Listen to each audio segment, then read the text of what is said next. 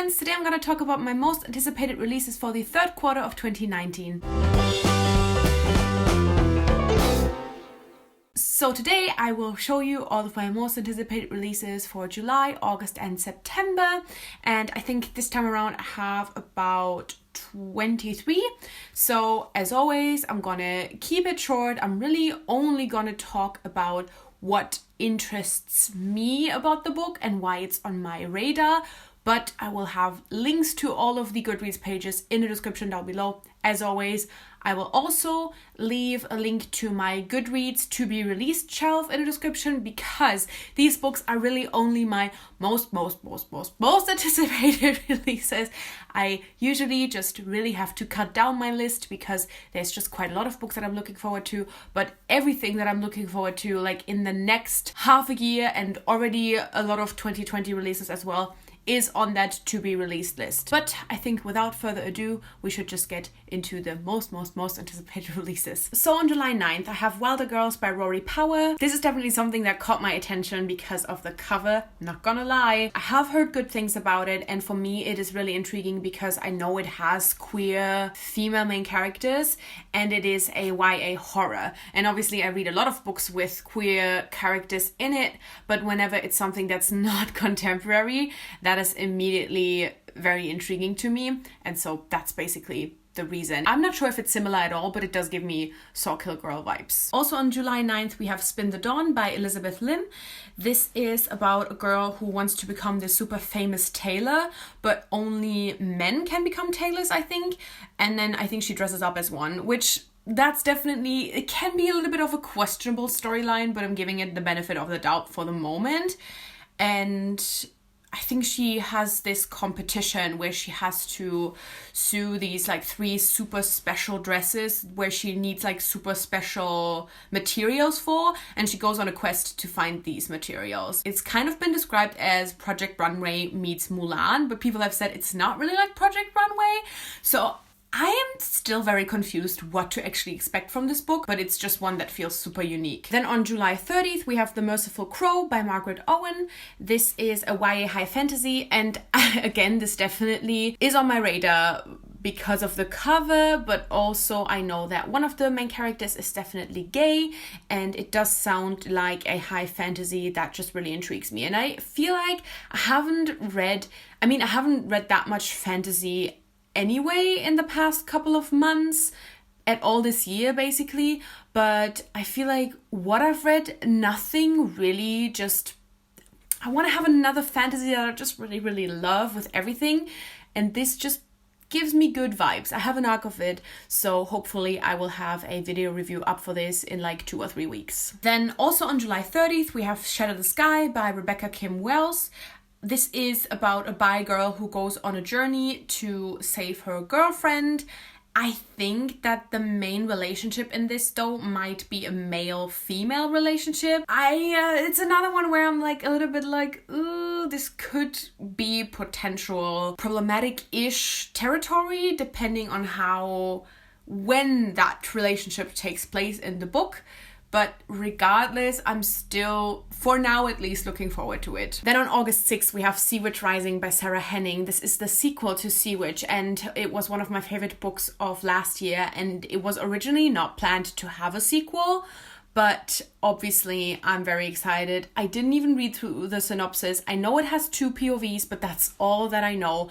And I am excited, but I'm also scared. I'm just not really sure where Sarah Henning is gonna go with this one. And so I think, not that it would ruin the first book, but I think it's hard to live up to my feelings about the first book. So we'll see. But regardless, it's something that I'm excited for and will probably pre-order. Then also on August 6th, we have A Little Light Mischief by Cat Sebastian. This is actually a novella that is part of a series, but as far as I know, you don't necessarily have to read the rest of the series. This one intrigues me because it is a female-female historical romance, and I was like not even looking at the synopsis, but while researching all of these releases, I actually realized that one of the main characters is a thief. So in my head, this is now a Delilah Bard AU. So, I mean, that just, I already thought that it was at the top of my excitement level, but it just got bumped up quite a lot. Which, am I setting myself up for disappointment? Probably.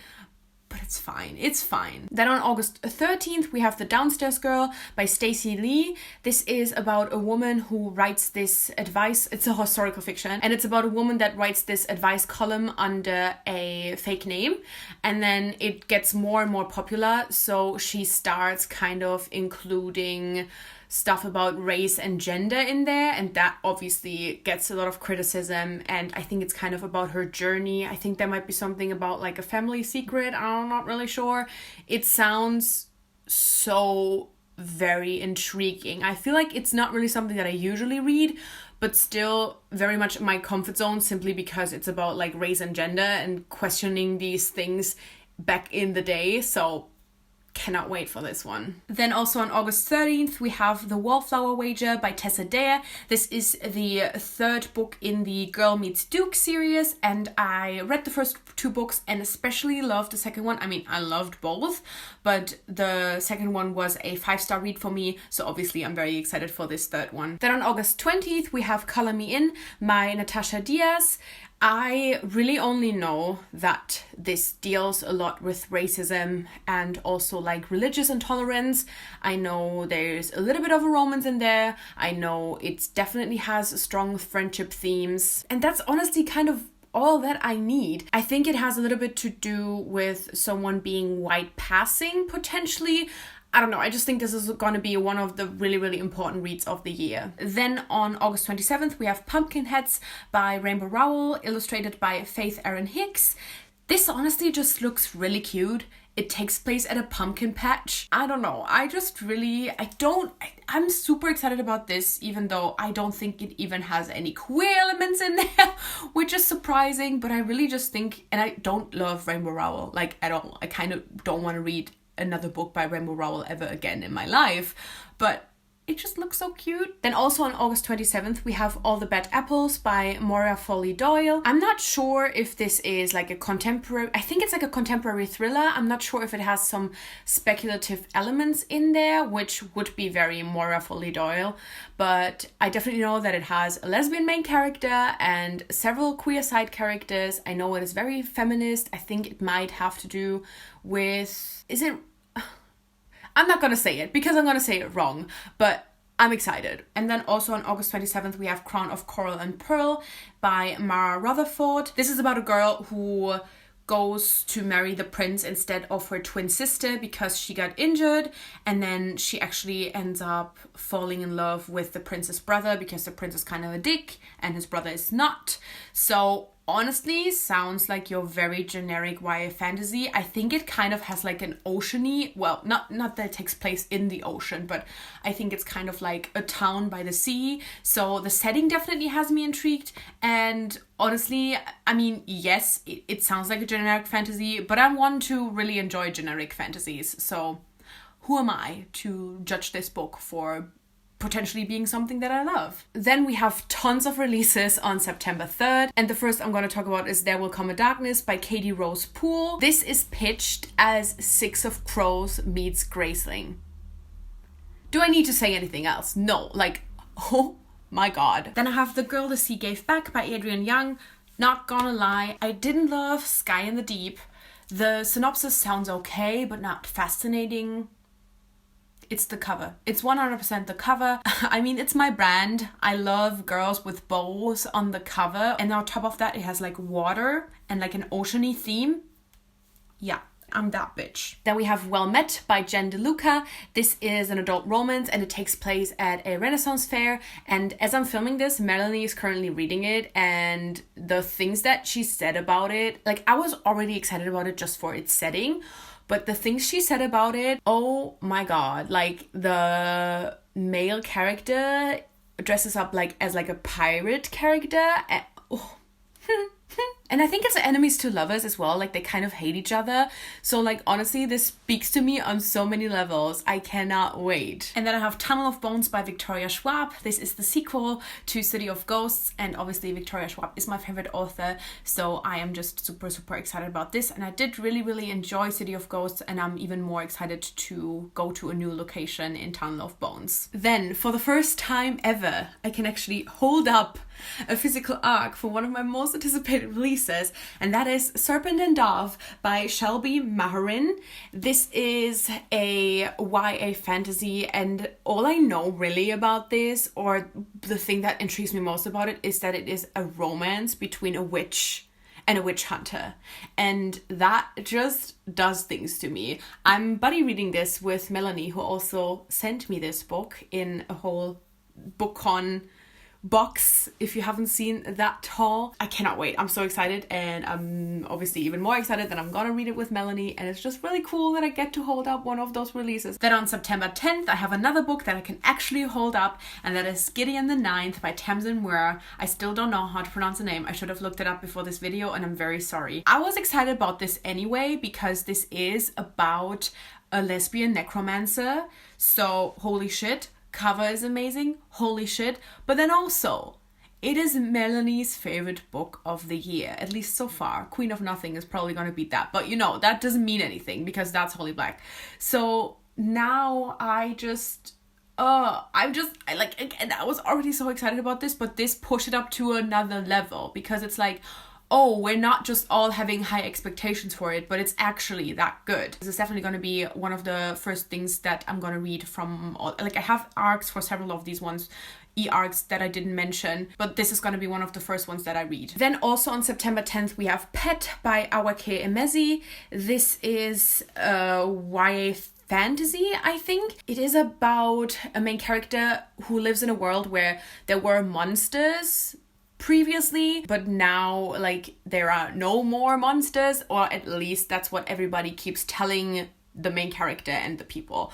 But then I think like a monster steps out of one of the main character's mom's paintings. So it sounds a little bit wild when I say it like that, but if you read through the Goodreads synopsis, it sounds so fucking cool, and I love the cover. I think the cover is really, really cool. So I don't know, this just really intrigues me, I think, because it seems like something that's very different. I mean, it's not like it's a concept that's never been done before, but I think it's just going to be really unique. Then on September 17th, I have The Stars and the Blackness Between Them by Jananda Petrus. This is a story about two girls, and one of them moves from Trinidad to the USA. I think it's because her mom or her parents kind of caught her with her girlfriend and she wasn't allowed, so she kind of gets shipped off to, yeah, it's her mom, and then she gets shipped off to America where I think her dad lives, and there she meets this other girl who is the other main character who has some kind of illness that gets discovered throughout this novel. Maybe it's a chronic illness, maybe it's a terminal illness, I don't really know. I just know that it's a love story between these two girls, but then also has a lot to do with illness as well, and I think that the girl from Trinidad kind of takes care of the other girl. I think this is gonna be a heart-wrenching read, but another really, really important one that I absolutely cannot wait for. And then on September 24th, we have Slay by Brittany Morris. All I know about this one is that it is about this multiplayer online game, and the main character is a black girl, so it's a black gamer girl, and the game somehow influences real life situations, or like it starts kind of seeping into real life where actions in the game kind of end up having consequences in the real world.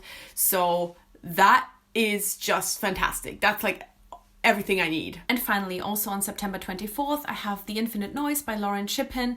This is about a main character who is an empath, and it's kind of like a superpower where he can really like feel people's emotions. It's kind of been described as X-Men if they went to therapy, and on top of that it has a male-male romance, so that's really all that I need. It sounds so cool and so unique. I really, really hope it lives up to the amazing description and the amazing cover. So yeah, these are all of my most anticipated releases for July, August and September. I'm almost out of battery. I'm still having battery issues, so I'm gonna make this quick, but let me know if you're also excited for any of these or if there's anything else that you're really looking forward to that I didn't even mention. I make new videos every Wednesday and Sunday with occasional reviews on Friday, so click subscribe to never miss anything and hit that little bell so you get notified as well. And thank you so much for watching. I guess I'll see you soon. Bye!